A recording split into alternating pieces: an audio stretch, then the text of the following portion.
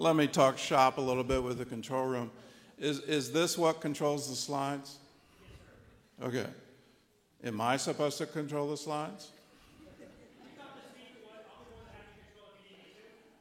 No, I might have Adele control the slides. And how far away are you from Adele being able to see the slides that she's going to control? Are we still 4 minutes? 6 minutes. 6 minutes. Okay.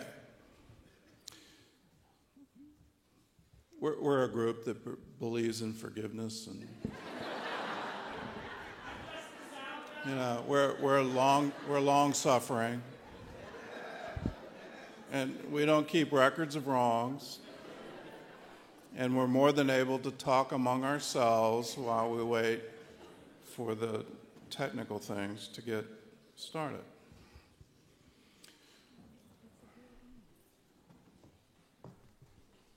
Are you good at clickers? I'm great at clickers. All right. Hopefully you'll be able to see without turning on. I can hit maybe a mirror. Maybe a mirror. That would be that. These aren't on. Mike. Oh, it's on now. You're just the sound guy. Just saying. While we're waiting for 6 minutes to go by, I thought it might be good to introduce our very special guest, Adele Raemer, who is from Israel. She's originally from the United States, I believe Brooklyn. Bronx. 5 boroughs somewhere. Truth to be told, I was born in Manhattan, but then spent some time in Bed-Stuy. So you can't tell by the way I talk that I'm a New Yorker. Adele was there in a kibbutz on October 7th, and we're going to hear her story of what happened that day and the series of many miracles, to quote her, of how she escaped and has lived to tell the story, and then her hope for the future of the kibbutz and how can they rebuild.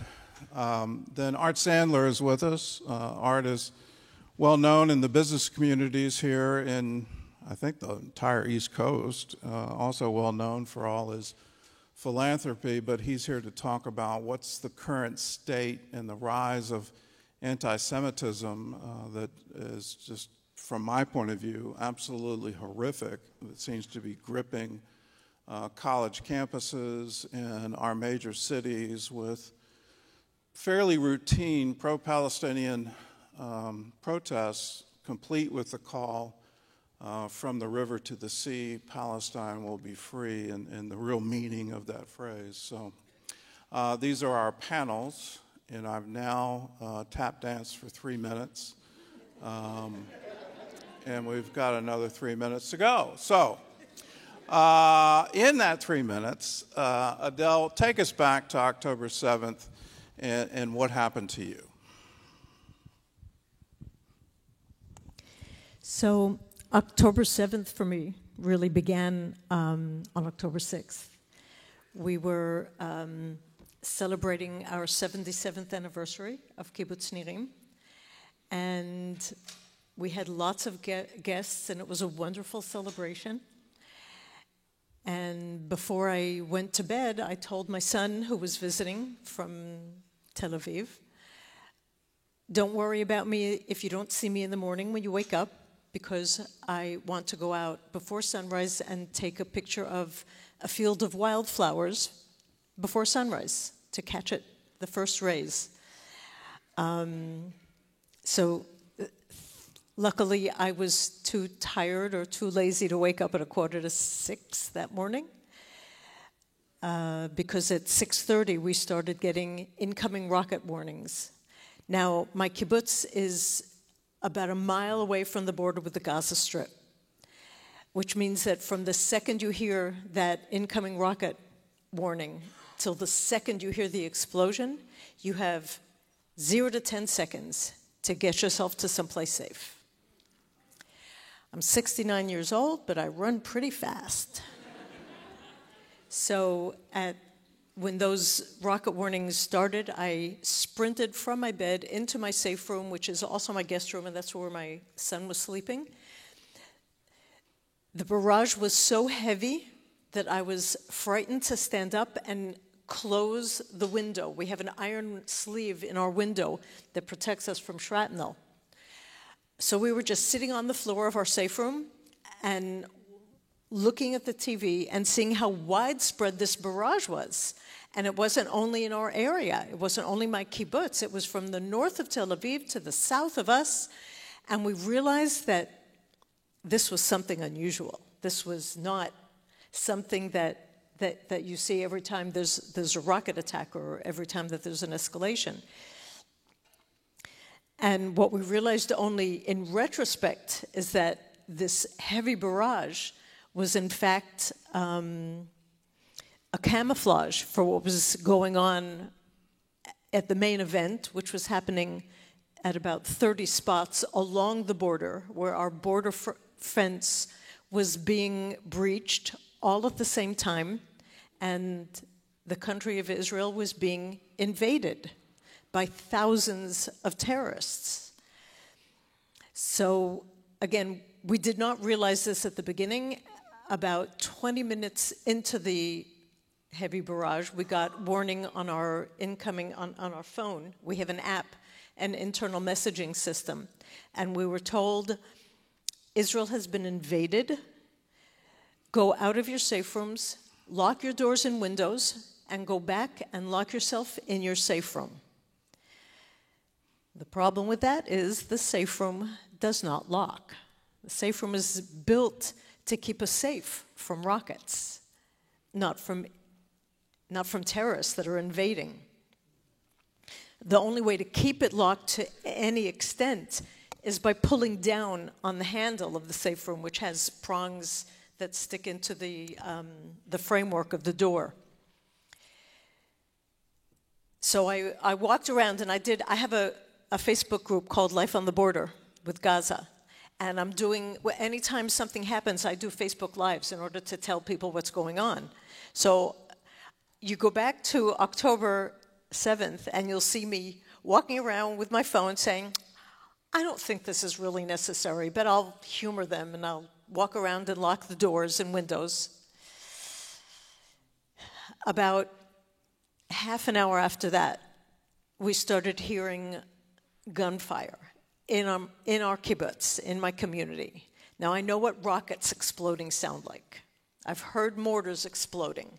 I have never heard gunfire in the kibbutz. And on the internal messaging system, I'm seeing people saying, we hear Arabic outside. And there's gunfire, and people our house is being invaded. And we're a small community. We're about 430 people in the whole community. I know where everybody lives. And I'm following this on the WhatsApp, on the internal messaging system, as they're getting closer and closer to where my family are. I have a daughter and 3 grandchildren, aged 2, 6, and 8, who live on Nirim. They were with their father that night. And I know, I'm watching them virtually as they're getting closer and closer to all of us. At about 10 o'clock, we start hearing sounds, Arabic, shooting outside our window. I looked at my son, and he looked at me, told each other that we loved each other, and basically said goodbye. I was sure I was not going to see another sunrise.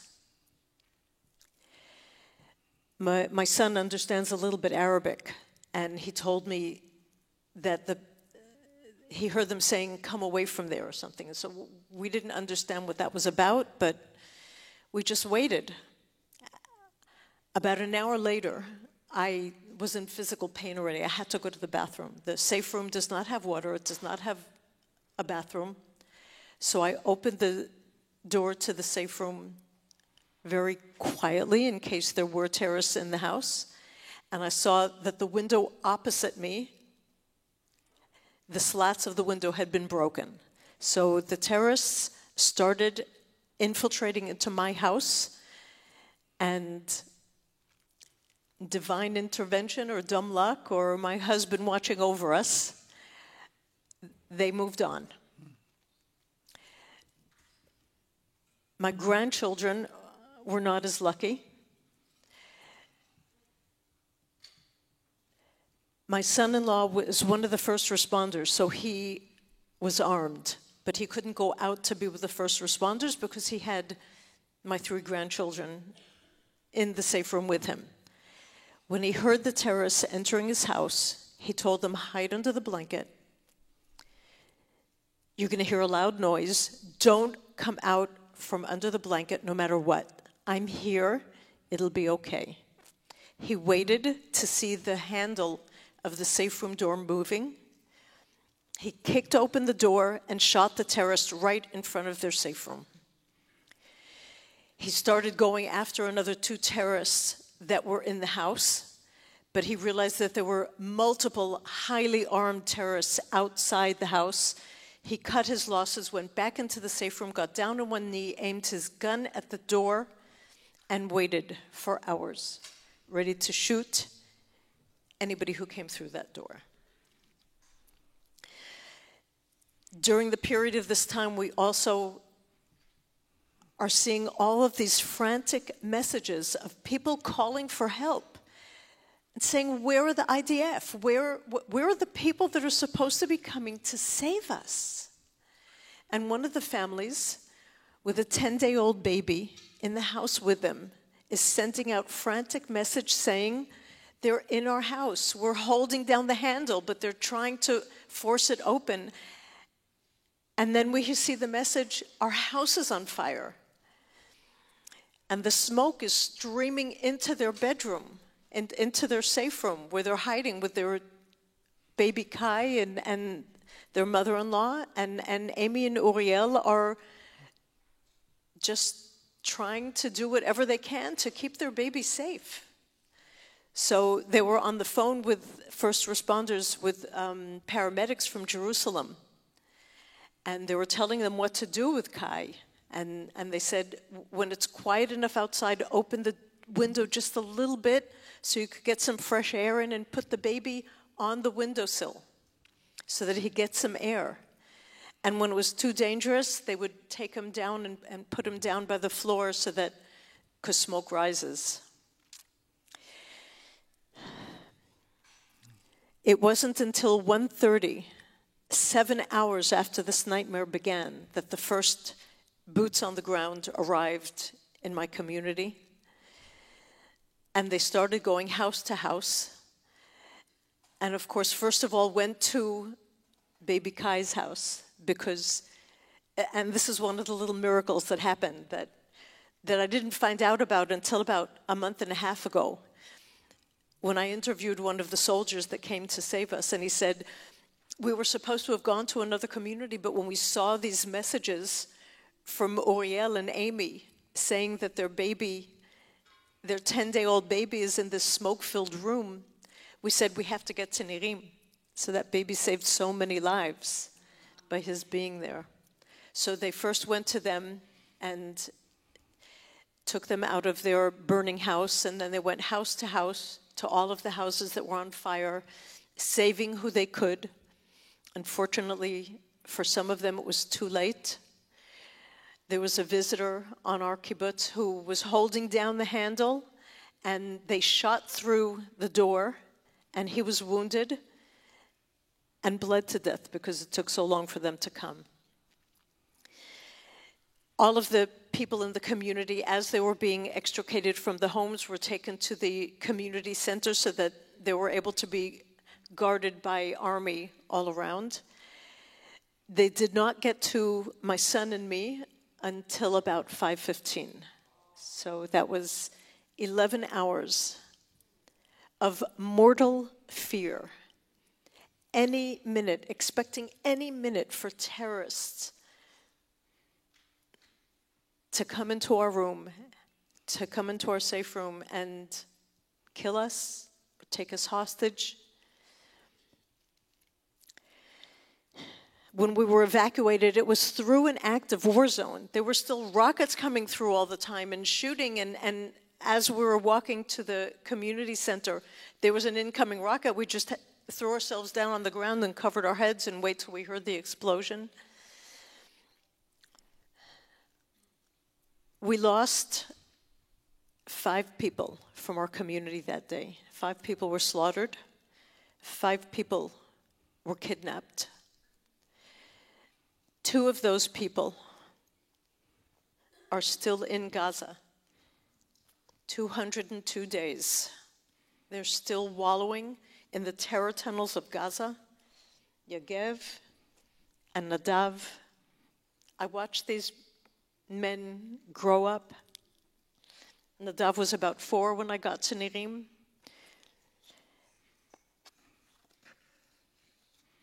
The people who live in my community are people who have always pined for peace. These are people who've always held our hand out to our neighbors, however we could help them. There are people in my community who volunteer their time. They get into a car, they drive over to the border crossing at Erez, and voluntarily take Gazans who need medical assistance to hospitals in an amazing program called the Road to Recovery. I've done educational projects with people from Gaza, people who I know believe in other things, in other ways, not the Hamas, people who I know believe that we could all be good neighbors and benefit from collaboration and cooperation. And yet these were the people that those monsters felt they needed to come over and slaughter and kidnap us. Up until October 6th, I gave countless talks about life on the border and tours in my community. And I always used to tell people, I'm sure that the great majority of people on the other side of that fence just want the same thing that we do. They want to put food on their table, have safety for their children, get their kids educated and clothed. Unfortunately, on October 7th, something in my DNA switched. And I realized that I got my numbers wrong. So I still believe that there are people there that want to be good neighbors, that want to be able to collaborate and communicate and build things with us. But I got the numbers wrong. And the Hamas have done such an excellent job of educating an entire generation to hate us, and have embedded themselves within the population to such an extent that separating them from the population now is going to be a very, very hard job. And we built many bridges. We worked so hard to build those bridges, but on October 7th, I realized those were not bridges of steel. They were bridges of rope. And they were unraveling in front of my eyes. So I'm optimistic. I have to be. You have to be optimistic in order to live where I do. I believe that we will be able to go back. I intend to go back. Most of my community say that they do plan to go back, and we have to rebuild. Because if you give up on Nirim, if you give up on our region, you can give up on Israel. So that's my mission now. And that's what I'm doing. That's why I'm here, telling our stories. And part of the time I'll be fundraising in order to rebuild. Let me ask a follow-up question. You saw Gazan civilians cross the border. It wasn't just the Hamas fighters, the heavily armed. You saw civilians in your kibbutz. What were they doing? So, of course, I did not see them with my own eyes, but I know for a fact we have CCTV, and you see people of all ages, men and women and children, who were told, we've conquered Israel, we've taken over these communities, come, take what you want, destroy what you want, steal what you want, do whatever damage that you want. And I was sitting there on October 7th, asking myself, where are the good Gazans? Where are they? How is this happening?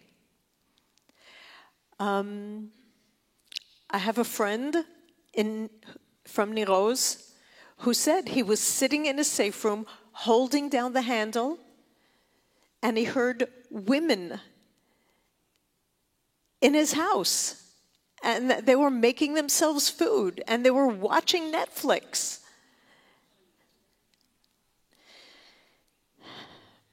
While the community was burning, while people were being murdered.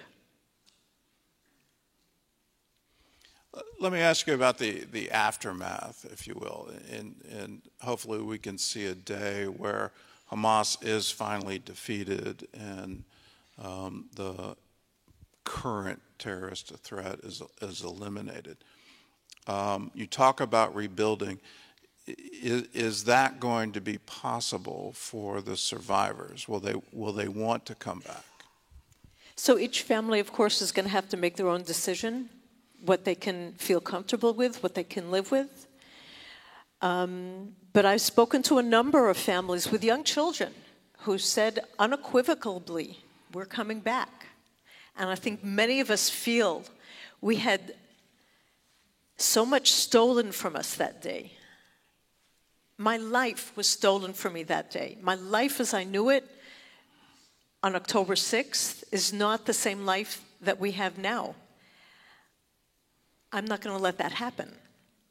I'm going to go back and reclaim my life and my community. And I know that many people feel the same way too. Tragically, not everyone.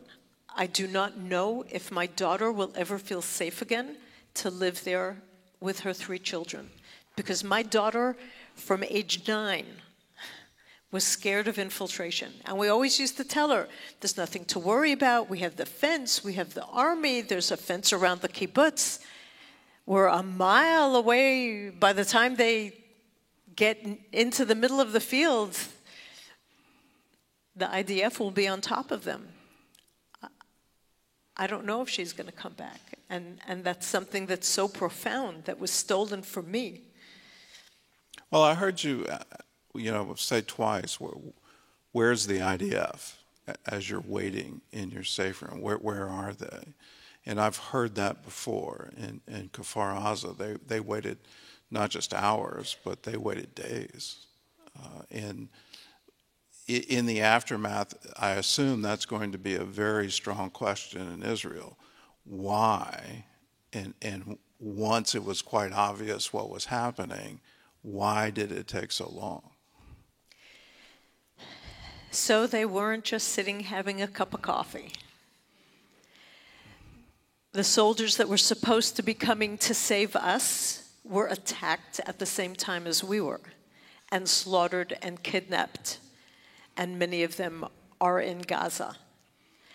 And unfortunately, my country and my army misjudged, underestimated the enemy to such an extent that October 7th was able to happen. But when the attack happened, and this attack was planned for a year, I don't know how long, but a very long time. And it was timed so perfectly with military precision. They took out they exploded holes in the fence, in the walls. They took out the cameras so that the IDF was too reliant on technology. And that left them that left us vulnerable to what happened on October 7th. So it's clear that there have to be many more boots on the ground at all time, separating between us and the border, and there has to be a no-go zone on the other side. In defense of the IDF, the attack was called Al-Aqsa Flood, and I understand that their target wasn't the Gaza envelope, it was actually Jerusalem. They were going to take over the whole country. When they say, from the river to the sea, Palestine will be free, I take them at their word. Okay. Well, I think 6 minutes have gone by. So, can we see the slides? Because I'm not seeing a slide. Okay, we'll just turn around and look at the slides. Forgive us while we turn our backs to you. Okay, so meet Ziv, Raz, and Yuval. These are my 3 sweet granddaughters who live on Nirim. And this picture was actually taken in the pomegranate grove of Kibbutz Nir Oz, less than a week before October 7th, when this entire area was overrun by terrorists, less than a week later. Is she really Supergirl? Sorry? Supergirl. She had a... They are Supergirls. Yeah. And they had the logo. we like to call our region 95% heaven because until October 7th, it really was heaven 95% of the time. I'm just going to go through this. So we're 430 residents, founded in 1946 when David Ben-Gurion wanted to have a Jewish presence in the Negev. 11 different communities went out in the middle of the night, the eve after Yom Kippur, to set our communities, to place structures that had 4 walls and a roof, which were, according to the Ottoman law at the time, could not be taken down. And so we were pioneers then, and we're based on agriculture. Community is very important to us. We go on many hikes, and we've always been financially independent. We've never had to go around and ask for help. We've always seen to ourselves. We've been putting a very strong emphasis on absorption and growth, which is why we moved in 2011 from being a typical kibbutz as of like the 50s and 60s, where the children slept in children's houses, and we had all of the money that we would earn from whatever jobs we worked at would be given into the treasury, and every person got the same stipend, whether you were washing the dishes or the CEO of the company. So we realized that the young families do not want that. So we changed in order to absorb young families, and since it's too small for me to see, there's a screen over there, but the writing is too small for me. So we've absorbed 200 people since 2014. 6 families alone in September were signed the dotted line. 6 young families with children, some without. And building community and doing activities together, because community builds resilience, and resilience is the name of the game, and that's why I have it tattooed on my arm. So, should I go through all the slides, or your cut choice? To the chase? Yeah, whatever you want. Okay. So I was born in the States, as you said, in the Bronx. I was in the Zionist youth movement. I came to live in Israel in 1975. I was immediately drafted. In 1973, I made Aliyah. I was immediately drafted because it was the Yom Kippur War, and moved to where I am today as part of my Army service in 1975. And I'm a mother and a grandmother and a teacher trainer. Just retired this year, I really knew when to retire, right? Getting out of the school system this year, best thing that could happen. I'm a trained medical clown, if you know what that is. Putting red nose on, going into hospitals, never mind.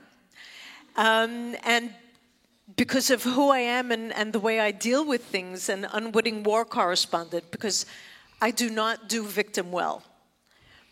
And when stuff happens, I deal with it by doing, which is why I'm here. And these are just some pictures of our 95% heaven. And this is a picture that was taken on October 6th during our party celebrating 77 years. That was Kibbutz Nirim. There were close to 1,000 people on October 6th in the evening. And thank God this attack did not happen in the middle of that, because imagine how much worse it would have been. So those are the pictures, those are the wildflowers I wanted to take a picture of, and this is me in the safe room trying to follow what's going on. That's a picture of my window where they started infiltrating, and thank God were turned away. My son-in-law, super dad, Superman, who saved the lives of my 3 grandchildren. And that's baby Kai on the windowsill. And that's his house. That was what was left of his living room. 5:15, October 7th, being evacuated from my house. This is what this neighborhood on Nirim looked like October 6th, and this is what it looks like today.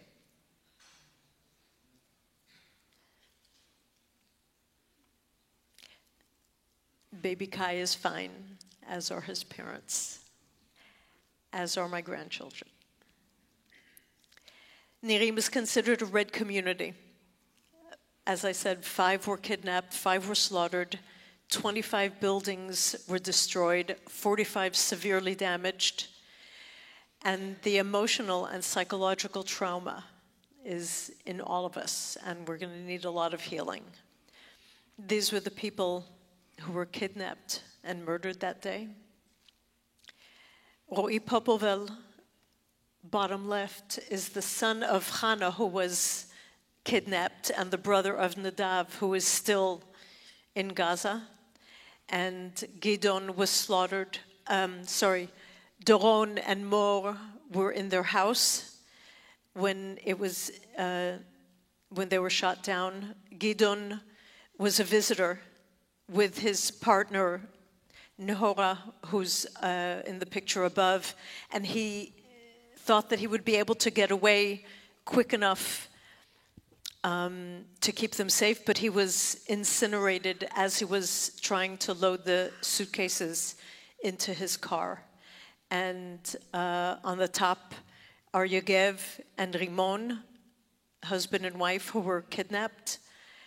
Rimon was released, and Oran was also a guest, and he was the one that was holding the door and bled to death when he was shot. And of course, these are 2 kidnapped members who are waiting to be rescued and hopefully alive. So we are refugees in our own land. We were in a hotel in Eilat for 3.5 months and got a wonderful hug from the people of Eilat, from the people of Israel, who helped us in the time at the beginning. But a hotel is not an easy place to be with children, not meant for an extended stay. We moved to Beersheba in January, and the children of the kibbutz had to move to another hotel in Beersheba because their apartments were not ready yet, and they had to be absorbed in the educational system on January 28th. So they moved from one hotel to another hotel, and finally, the end of January, during February, we all got apartments. We're spread out over 4 different neighborhoods. So the challenges are, on October 7th, we faced an existential threat to our lives. Today, we face an existential threat to our community, because the kibbutz is so much more than just buildings and fields and houses. It's community, and you have to work at preserving community. And since we're dispersed over 4 neighborhoods, that is a big challenge, and we have to work very hard to preserve community unity. Because I said, community builds resilience. And with all the trauma that we all went through, we all have to find the wherewithal to support the families of those who were murdered and their hostages. And as I said, returning home, we do not know when we can return home. I've been told that at least until October, since they have not yet started taking down any of the buildings, any of the structures that were destroyed, I can't see that happening even in October. So we were pioneers then, and we're pioneers now. And what you're seeing here is a picture of the one remaining wall in the dining room of my original kibbutz that was founded in 1946. It was one of the first kibbutzim that were attacked during the War of Independence. And the sign, all that was left of that dining room when the Egyptians attacked, was that one wall with the sign that's hanging that in Hebrew says, Lo hatank yinatzech ki im ha'adam. The tank will not be victorious. It is the people who will be victorious and survive. And today again, we see ourselves as having to be pioneers again, to go back and rebuild and to inspire other communities who were harder hit than we were to come back and live on the border and bring the thriving and vibrant communities back. So we have to be pioneers again, because we're the front line of the country. And if you give up on Nirim, if you give up on our region, you can give up on Israel. We are the breadbasket of the country. And I'm told that the first week or 2 of the war in Tel Aviv, they didn't have tomatoes because we weren't able to pick them. Factories, innovation in agriculture and industry, that all happens in our region. We have to send a message to the country, because the whole country is traumatized. And by us going back to live there, that will be sending a very important message to our country and to Jews around the world, and to supporters like you around the world, that we are strong and we will thrive and we will build again. And heaven forbid we don't move back. What message will that be sending to our enemies? So we will be returning home, bigger and better. And thank you so much to everyone who was here for coming to hear my story and in so many ways partnering with us to come and rebuild. And we will do that. Let's bring Art into the conversation. Thank you.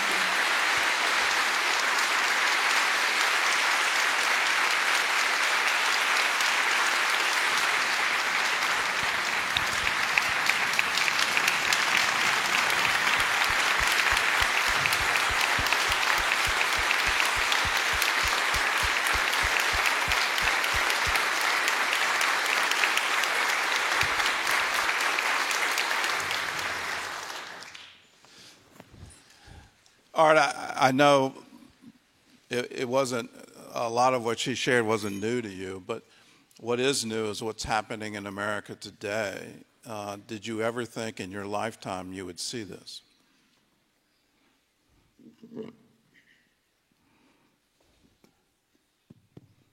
The answer is yes. Ah. Surprising, I know. Do you want me to elaborate? You got to say can I elaborate? Yeah, you just can't leave me hanging there. Look. Right? So Gordon, so I'm no professional speech maker, and I am going to kind of address this, but it's going to sound a lot like a stream of consciousness. I'm really sorry. The first comment is thank you, Adele, for being here. And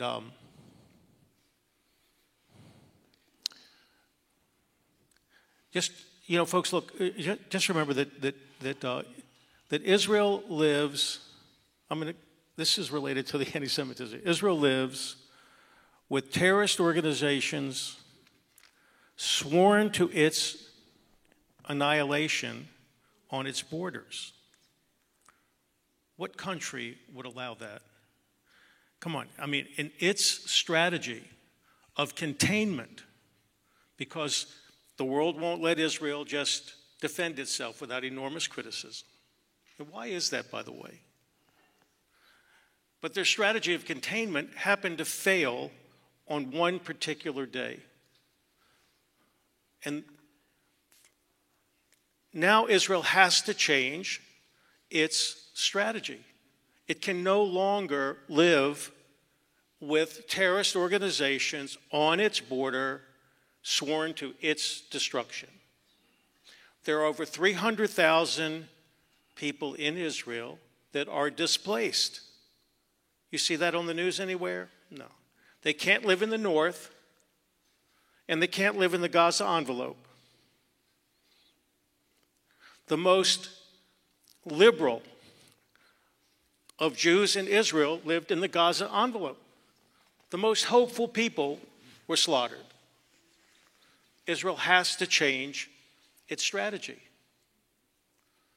And frankly, in the world of public opinion, they're doing it alone.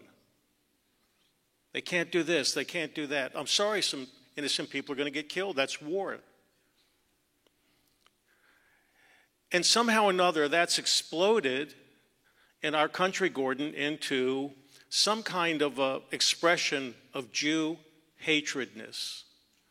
Don't clean up the language. Don't call it anti-Semitism. Call it what it is. Okay? But in my lifetime, did I expect to see this? Of course I did. Anybody who thinks that this kind of deep-seated prejudice and bigotry does not exist is living in the world of idealism. It's not just ignorance. Anti-Semitism has been around.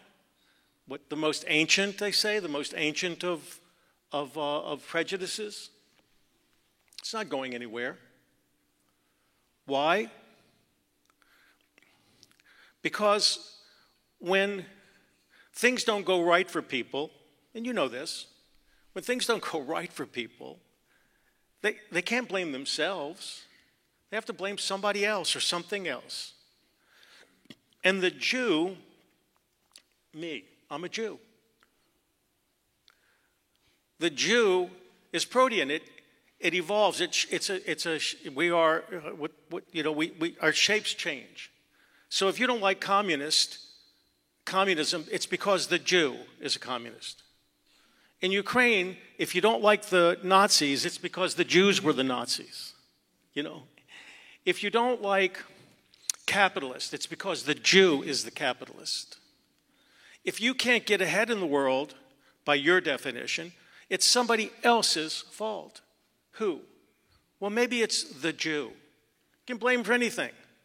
If there's not peace in the world, it's the Jew. The UN Security Council has, was it a monthly meeting? And there's an agenda. Item 5 on the agenda, every meeting, is Israel. Why? Among the nations of the world, every meeting, item 5 is Israel, whether there's something going on or not. Why? It's the Jew. It's just the way it is. Or 91% of surveyed Americans think that anti-Semitism is terrible for our society. As our society gets more diverse, there'll be more bigotry. we are unaccepting of the other. Sorry to say, folks, you may not be, but we are unaccepting of the other. It doesn't matter. You define the other. When my parents of blessed memory, Sam and Reba Sandler, went to buy their first lot to build their first home as a young couple in Norfolk and Lakewood, the deed restricted sales to blacks and Jews. Are you shocked? I'm not. The Ku Klux Klan, the citizens, what do they call it, Gordon? The citizens committees, the Klan? I'm not an expert on the Klan. No, but whoa, wait a minute. No, this is funny. Did you just hear what Gordon said? He said he's not an expert on something. That's just not true. This is a smart dude over here. I don't know how the Klan is organized. All right. But I'm hoping they go away. Yeah. The Ku Klux Klan had three minorities that they targeted. Did you know that? 3. Blacks, Catholics, and Jews. Surprised? Didn't see that in the history book, did you? Yeah. Listen, every public building in Tidewater that's Jewish has armed guards. Did you know that? Every synagogue, the Jewish day school, the campus, Jewish Family Services has an armed guard. We actually have, Mike, are you here? We actually have, the former chief of police is on the payroll in Virginia to organize security for Jewish institutions. You believe that? 73% of Jewish kids on college campuses say they feel intimidated and threatened. In 2020 to 2021, that number was 34%. This is not new. 34% is an outrageous number. I mean, come on. So we may see this as some kind of an explosion of anti-Semitism, Jew hatredness, because of Israel. No, it didn't start October 7. No. We've been talking about the rise of anti-Semitism for the last at least 15 years through our United Jewish Federation of Tidewater. People that are paying attention, Jewish, you wouldn't if you're not Jewish because it wouldn't affect you necessarily. You might not even hear about it. But we've been girding for this business for a long time, Gordon. A couple more. Can I have another minute? Sure. Do you remember David Duke? Remember Ku Klux Klan guy, Louis? So what's that, the 1990s, 92, 94? Gordon, when was it? Early 90s. See, he knows. I know David Duke. Gordon's early 90s in Louisiana. Yeah, see, Gordon's trying to make me feel good, like he's, because he knows a whole lot more than I do, and he's trying to. So David Duke, a Klansman, is running for the Congress. James Carville, you know that name? James Carville is coming from Pennsylvania, where he's working on Harris Wofford's campaign to get elected to the Senate. And he's going back to Louisiana to help organize to fight David Duke. Why? Because he's from Louisiana and his mother still lives there. And James said that my mom told me I better get home and get to work. So I was in Washington, and James comes over, and there's a group of Jewish guys who we work to lobby on behalf of the U.S.-Israel relations. And James Carville says, "You people," that's how he refers to Jews. That's how we refer to you people better be vigilant. You people better be vigilant, because this kind of hate and blame and bias is with us forever. Just another thing. This is kind of cute. Where'd that bag go? Oh. Any of you get one of these things thrown up on your porch? Betty Ann did.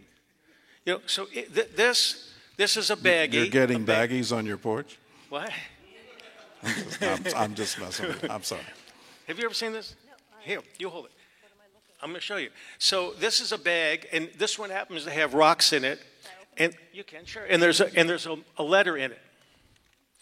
And there's an organization, an anti-Semitic organization, called the Goyim, means other. You've heard that term? The Goyim Defense League. And they, all through the United States, throw this baggie up on people's porches. It's got rocks in it, sometimes pebble. Of late, I understand they put rat poison in the bag. So you open the bag, and in it, there's a letter. And the letter describes how the Jews are taking over the world. Okay? And they're all over Tidewater now. And the Jews, and it lists Jewish names. You know, Barbara Boxer. You know, Schumer. You know, Goldstein. You know, some guy. Do you know why there's a company called Goldman Sachs? I told you. Because there was an era when Jews couldn't join investment firms. So two guys, Goldman and Sachs, went out and formed their own firm. So it doesn't surprise me. The vitriol, the actual intensity does surprise me, Gordon. The intensity. Does it surprise you it's in universities? No, it does not surprise me. It's at but not all universities. I want to be careful. So, like here in town, Virginia Wesleyan, no. Norfolk State, no. Hampton University, no. There's no Jewish presence. Regent, no. Only certain places. Only certain places. And that just doesn't surprise me. It doesn't surprise me that people feel that if they're for one oppressed group, Black Lives Matter, then there should be for all oppressed groups. And after all, isn't Israel oppressing the Arabs, the Palestinians? No. The Israelis occupied, as a result of war, Gaza. Now, I think it's 2005, 2006, 5. Israel left Gaza. Israel said, here, you run it. We're not here anymore. Israel displaced 10,000 of its citizens, forced them out. The cemetery stayed.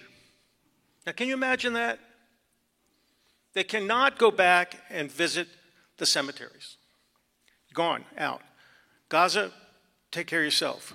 35% of the economy of Gaza, Gordon, back then, were Arabs, Palestinians working in Israel. Hamas takes over. Elected. When? Hamas was elected. Yeah, they're elected. Our government forced an election in Gaza. Hamas won. Got, democracy, like everybody should live in democracy, right? And then they canceled all elections. Yeah, they went, canceled all the elections, right? And they take over, and they invented something called the suicide bomber and missiles and rockets and began to attack Israel. Israel then closed off Gaza. Do you think Israel wanted to close off Gaza? It was a labor force. Come on. So now all of a sudden it's Israel's fault, right? It's Israel's fault. And all those folks that live in the refugee camps, do you know who pays for the refugee camps? The UN. 5, 6, 7 generations of Arabs living in poverty because the UN won't end the refugee camps. Israel contributes money to the refugee camps. Come on. Yet, there's Jew hatred. It doesn't surprise me on the college campuses. The young kids, God only knows who's filling their head with what. Listen, talk about Old Dominion for a minute. We have a problem at Old Dominion. Did you know that? Anybody in this room go to Old Dominion University? If you're an alumni or you got kids going there, you better protest. You better protest. Old Dominion University has a Jewish studies program. It's one professor. Okay. It has a Jewish presence. It has a Hillel house or a Chabad house for Jewish kids to get together. A few years ago, and the Hillel house cannot announce publicly where are their meetings. Right here. Did you know that? And it used to be that they couldn't announce the meetings because the skinheads would show up. You know, the tough guys, the bad guys on the right, good people on both sides. By the way, in Charlottesville in 2018, do you know what people with the tiki lamps were chanting? Do you know what they were, do you remember? They were chanting, is this too long-winded? Keep going. They were chanting, Jews will not replace us. With the tiki lamps, marching around, Jews will not replace us. There are 15 million Jews in the world, only 5 million in the United States. What are these friggin' idiots talking about? Jews will not replace us. And as a Jew, I think that prejudice against Jews is over? Now it's moved to the far left. It's moved to the far left. It was there before. It was there before. It was there before, sure. Absolutely. Let's talk Russia, far left. But on college campuses. Karl Marx, World Without Jews. Yes. Gordon, say that again. Make sure people heard Karl Marx wrote a tract, it's like 51 pages long, but the title of it is World Without Jews. And it's fascinating because he's Jewish. And he's writing this. Here's the founder of Marxism, and he's writing this tract talking about a world without Jews. Today on television, there was I happened to see this morning, there was a group of Jewish students at Columbia who were peacefully protesting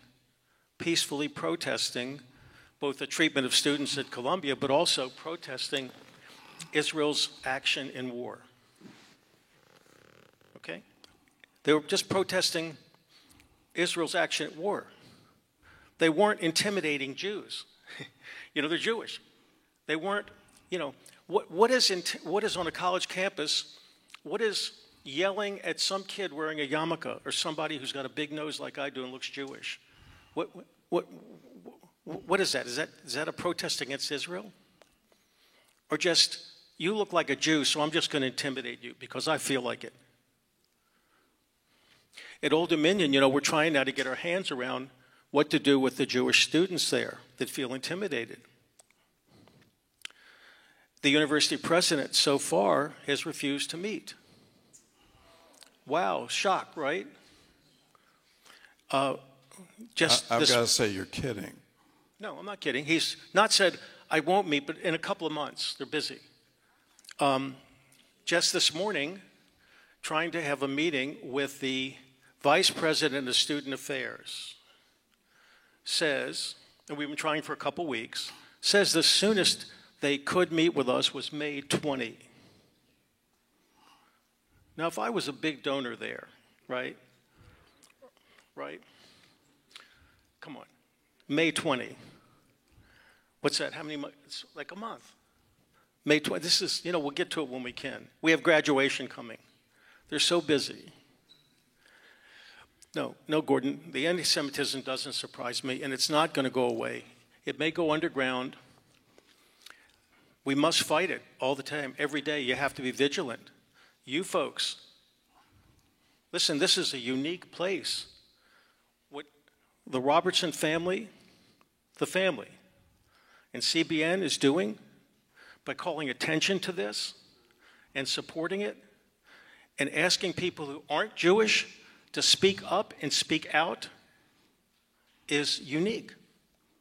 Well, let's talk about solutions. And I'll just Did I quote get what off on I've a learned tangent? from Art Scroll, and you read Art Scroll. I've seen the books in your library. The rabbis say in every generation there arises a Haman who wants to destroy the Jews. So I've got to ask, and if you don't know the answer, I'll give you one. I'm He's a expert tricky on dude. everything. He knows the according to answer Art. already. Right? I'm a lawyer. You don't ask a question unless you know the answer. Yeah, right. I've got to ask why. Why in every generation is there a Haman? Oh God, I don't know. I have an idea that it's not just about, it's not a Haman. It's my own idea. I mean, it's not a unique idea. Like, I don't want you to think I have any unique ideas. But I believe in this idea of the thesis and the antithesis in life. That people define themselves by the opposite, by the other. The Jew has been the other, particularly in European and now American culture. There's virtually no anti-Semitism in the Hindu and Buddhist countries. Think about that. So the Jew will always be the other. I'll debate you on that one because What's that? I've spent a lot of time in India and Thailand. And yeah, Am I wrong? Yeah. Don't correct me in front of all these people. Just come on. I'm not going to let that one slide. Yeah, come on. Just you're getting all Hegelian I'm on your me guest. with I'm your guest synthesis today. and Don't- antithesis and thesis and all that. Yeah. Here, I'll answer my own question. Yeah, please. Um, Wait. that's Gordon, just no, what I no, do. no. Gordon, in every generation, there's a Haman. Why is that? Because Jews prove the existence of God.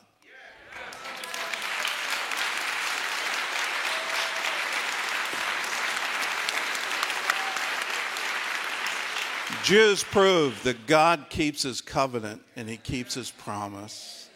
The modern state of Israel is tangible evidence of the fulfillment, the miracles that happen because there is a God. Which is why Karl Marx wrote a book saying a world without Jews, because he was into dialectical materialism. There is no spiritual world. There is no God.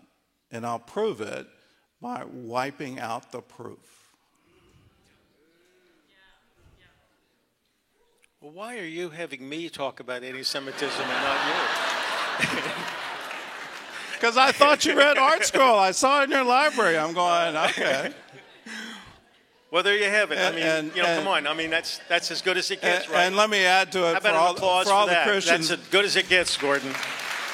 for all the Christians in the room, I like to tell you, the longer I'm a Christian, the more Jewish I become.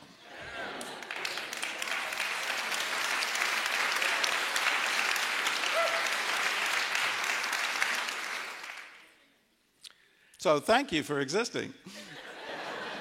Back at you. I want more of Back at you. One thing I want to say also, Gordon, is that our community, the Jewish community, has gained strength by being organized. So, like today, we have in the audience Betty Ann Levin, who's the executive director of the United Jewish Federation of Tidewater, and we have our president, David Leon, is with us, and Barbara Dudley, who chairs our Community Relations Council, and Laura Miller, who's on the International Board of the American Jewish Joint Distribution Committee, and her husband Jerry are with us, and of course Robin Mancall, who works tirelessly to keep us all on track, to keep these issues. Robin keeps me on track. Keeps these issues in front of us. That's hard to do. But then also keeps us connected to the non-Jewish world, to you. We have strong alliances, and we're not going to fail you, and you're not going to fail us. That's Amen. a fact.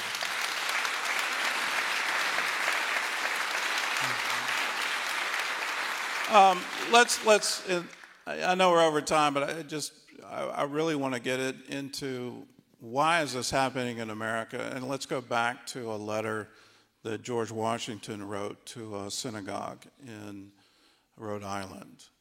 I wanted a copy of that distributed today. I don't know if you've got it or not. But in there, he uses a very unusual word, and he says, this isn't toleration. And I think it's important to understand the history of that from a Christian perspective. We make a lot out of Constantine being the first Christian emperor of the Roman Empire. But he actually didn't do that. What he did was issue an edict of toleration.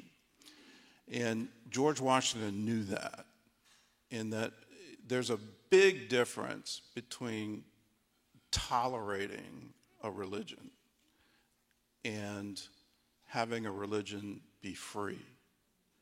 And George Washington wanted to make sure that the Jewish synagogue and every Jewish synagogue in America knew this wasn't toleration, this was true freedom.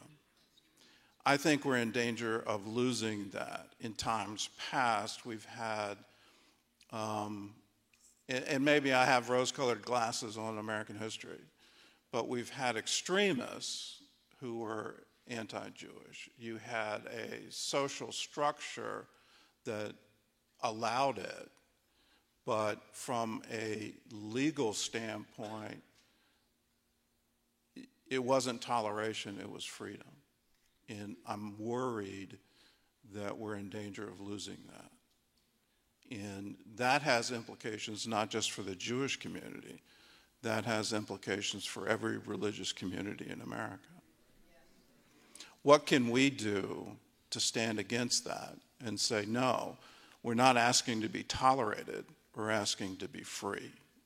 And you can't be free if you're worried about the security of your home or the security of your person or whether or not the government can come in and take everything you have.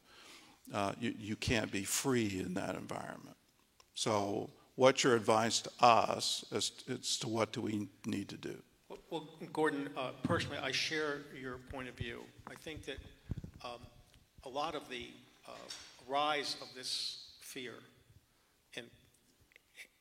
is because of the current chaos and the failure of some of our institutions. We're losing respect for government and enforcement and so on. And in that, bigotry can find problems and all that. I think it is essential that we make it very important to our civic leadership, elected, appointed, religious leadership at all levels of government, that we make a voice heard of the concern that you raise and ask them to speak out and speak up in defense of our freedom, our religious freedom, our freedom to worship as we choose without intimidation, to be able to wear my yarmulke in public without intimidation, and to not look the other way. Right now, Gordon, at city council meetings, mostly in Norfolk and Virginia Beach, every city council meeting, there are pro-Palestinian demonstrations. Did you know that, folks? I know that's, I'm sorry, I'm back on my jag about this. Well, I learned it the other day from Robin, who I did not know that was happening. I didn't know that local city councils are debating calling for a ceasefire in Gaza. Right, and we are actively talking to city council people about they have no voice in foreign affairs. If you want to speak out about something, speak out about bigotry and anti-Semitism or religious freedom. Show people how to conduct themselves. And that's what we need, more and more and more of that leadership. We met recently with a wonderful group of faith leaders from the African American community We're putting out a public statement. Courtney McBath is leading. Yeah, Courtney's different. And, and you putting CBN at the forefront of that, your university and your family at the forefront of that can make enormous difference. Telling people that we have to speak up and we have to hold our officials at all levels accountable. That's what we're relying on. And can you elaborate more? Can you add to that on what you think more can be done or should be done? Well, I think we need to start convening more gatherings like this. And I think we need to start inviting city council members to it and our politicians and hold them to the standard. Do Jews in America have true freedom? And are you willing to defend that? The protesters are trying to shut that down, and clearly there's fear in the community, and you can't be free living under the threat of violence. They just don't go together. And the government's prime job is to make sure every citizen is secure in their person and property. That's your main job, whether that's at the city council level, any of the assemblies, Congress, any administration. That's your main job, and please be on watch to make sure people are secure, not just talk it, but why does the synagogue have to pay for its own security? Why isn't that a public expense? Well, the federal government, and by the way, these recent supplemental bills has. But they're giving grants. Yeah, right? they're grants and all that. But you're right. And come on. And then it's up to you to deploy the grant. Yeah, I got to go get the grant. We have to get the grant and all that. Because those are all. I mean, that's like saying, Gordon, if you want to be secure in your home, hire your own guard. Right. And we'll give you a stipend for it. No. It's my problem, not your problem. And these kind of prejudices are everybody's problem. They rot our society. They really do. Can I just get another minute? Sure. Okay. So this is another thing you may not know. So Glenn Youngkin becomes governor, and on the first day he's on the job, he decides that he wants to find out what to do about the rise of anti-Semitism in Virginia. Did you know that? So he issued this proclamation, and while we didn't know each other, he, through some other people, asked me to help write the statement about it and then form a commission to study what to do about anti-Semitism in Virginia. Mostly because of Charlottesville, Virginia has one of the highest rates of increase in anti-Semitic acts. I think we're 12th in the country. Congratulations. And so we did. So we formed a commission, and for 1 year we met and then made 21 recommendations on what to do about anti-Semitism in Virginia. Now, most of them had to do with training and awareness and education. There are a lot of smart people that don't like Jews. But, education, and religious observance and so on and so forth. A lot of the recommendations were that. But some really important stuff happened. One was it was decided that the Commonwealth of Virginia should adopt a definition of anti-Semitism. And it's the Holocaust remembrance. Help me with it, Betty Ann. Yeah, am I right? So Holocaust Remembrance Alliance definition. It's now adopted by 35 states and 40 countries in the world. So there is a definition of what is anti-Semitism. And now we have, working through the Attorney General's office in the Commonwealth, a huge training program going on to train law enforcement on knowing it when they see it. Is a swastika on a building anti-Semitic? Is this bag anti-Semitic? So we got the state legislature to vote and adopt that. In this last session, we got this definition of anti-Semitism added to the Virginia hate crime legislation. See, so now, if you catch somebody throwing this on your porch, you don't prosecute them anymore for littering, which is all we could do. But now they can be subjected to a hate crime legislation, a hate crime charge. So this is just playing into or trying to describe something that Gordon has said, which is about the leadership of our institutions making this kind of bigotry basically illegal, making it important to understand and do something about. We've got a lot of work to do. Amen, but it's worth working. It's worth the work. It's worth it. Yeah. And I have nothing else to add, so sorry. All right. In Israeli society, when you're nearing service, everyone gets drafted. You heard from Adele; she makes Aliyah, and the first thing she's got to do is join the army. There's a gap year where they are allowed to travel. We have 2 students here from Israel, and they're 18, and I'm going to invite them to come up. Are they here? Okay. Is there an easy pathway for you? I think you've got to go through this door. Go through that door and come around. There's some steps. And what they're going to do is lead us in a prayer for Israel and lead us in a prayer for the survivors of October 7th. And I just think it's good today to close it out to, there are a lot of things we can do politically. There are a lot of things we can do to educate. There's a lot of things we can do to stand and let our voice be heard.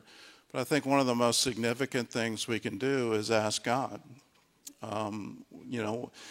In all of the events recently, the attack from Iran ought to stand out as one of the singular miracles, a miracle of biblical proportions, where 99.9% of the missiles were intercepted. There's online, there's a physicist saying this is impossible. And he worked on these defenses, and even the manufacturers say, on a best case scenario, we'll intercept 90%. So to see that 99.9% were intercepted is wow. That is a wow. So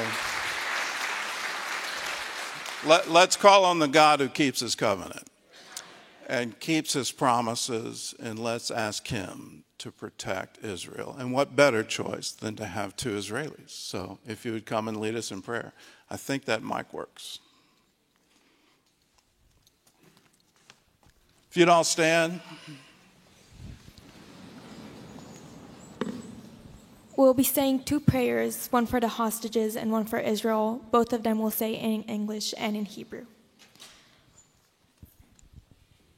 A prayer for the hostages.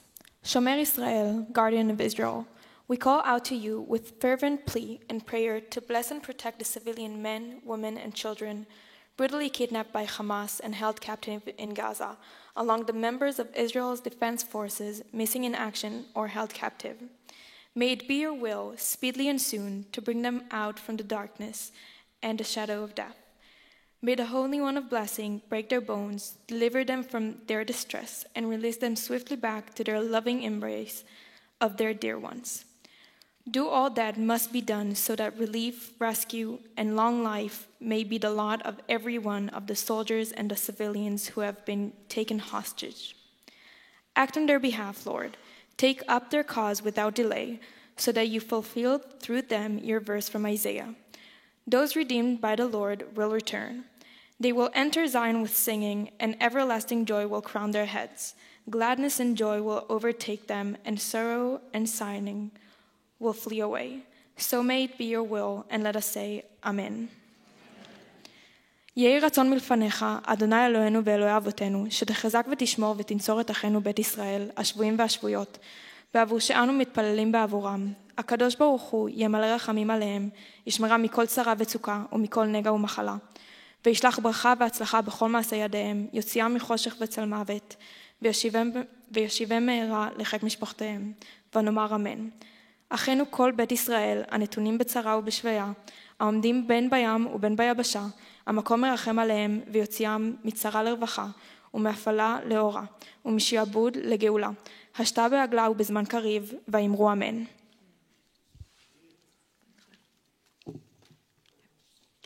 This is the prayer for the state of Israel. Our Father in heaven, rock fortress and Redeemer of Israel, bless the state of Israel, the initial sprouting of our redemption. Shield her beneath your wings of your loving kindness. Spread over your sukkah of peace. Send your light and your truth to its leaders, officers, and counselors, and correct them with your good counsel.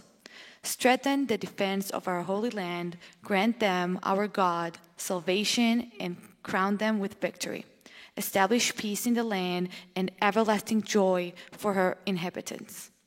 אבינו שבשמיים, צור ישראל וגואלו, ברך את מדינת ישראל, ראשית גאולתנו, הגן עליה בעברת חסדך, ופרוס עליה סלוקת שלומך, ושלח אורך ועמיתך לראשיה, שריה ויועציה, ותקנם בעצה טובה מלפניך. חזק את ידי מגיני ארץ קודשנו, והנחילם אלוהי ישועה, ועטרת ניצחון תעטרם, ונתת שלום בארץ, בשמחת עולם ליושביה. And let us say amen. Thank you. Thank you. Sorry for going so long. God bless you. And we'll keep in touch. All right. God bless.